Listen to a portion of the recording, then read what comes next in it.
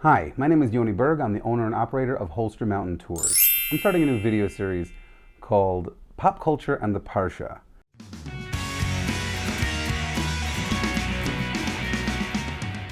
Each week I'm going to take that week's Parsha and I'm going to try to relate it to some kind of element of pop culture, whether it's movies, TV shows, plays, whatever it might be. How can I do that? You might think that those two things are as unrelated as can be. But the truth of the matter is they're not. You see, all great stories get retold in one way or another. For example, West Side Story, one of the greatest musicals on Broadway's history, was originally Romeo and Juliet. The Lion King, one of Disney's greatest blockbusters, was another Shakespearean play, Hamlet. Not exactly Hamlet, but close to it. There's a lot of recycling of stories. It doesn't mean that the newer version is any less good. It just means that the idea came from a prior source. And that's what I'm going to be doing. I'm going to be talking about the ideas that we find in pop culture. So what do I mean? Let me give you an example.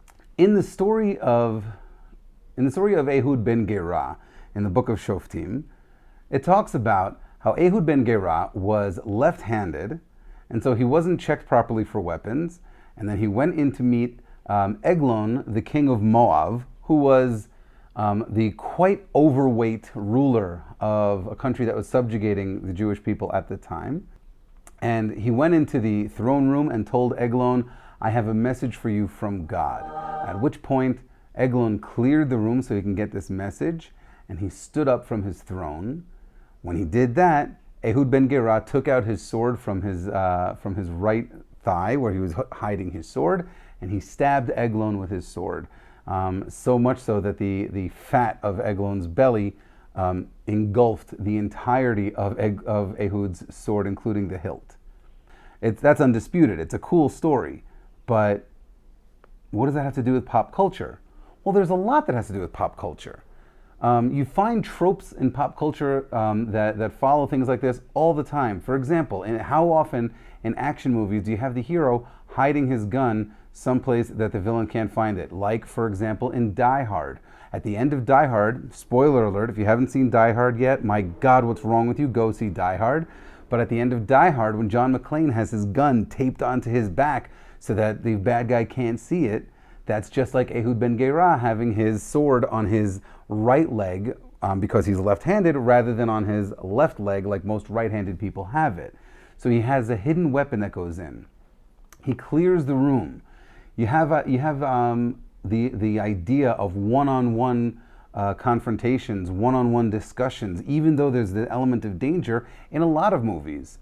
Most obvious, and I'm going to be drawing from this well quite often, is in The Godfather. When Michael wants to sit down and talk with Sollozzo and Captain McCluskey, he wants to have a private conversation with them. So he doesn't want to have it with a bunch of mafia guys all surrounding him. He doesn't want to feel threatened. He wants to have a one-on-one talk. So it's similar to that. And then, when the room is cleared, Ehud says to Eglon, "I have a message to you from God," at which point Eglon stands up, and that's when Ehud kills him.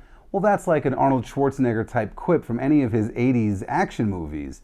It's a cool line to deliver before the hero kills somebody, and that's exactly what happens with Ehud and Eglon. He then leaves the sword in the body and exits the building with nobody suspecting that anything's gone wrong. It makes a clean getaway.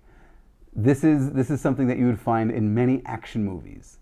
And that's just in one small story in the book of Judges. So that's the kind of thing that I'm going to be doing in this video series. I'm going to be taking a lot of these stories and I'm going to be telling how these stories from Tanakh, specifically from the Torah usually, will relate to elements of pop culture.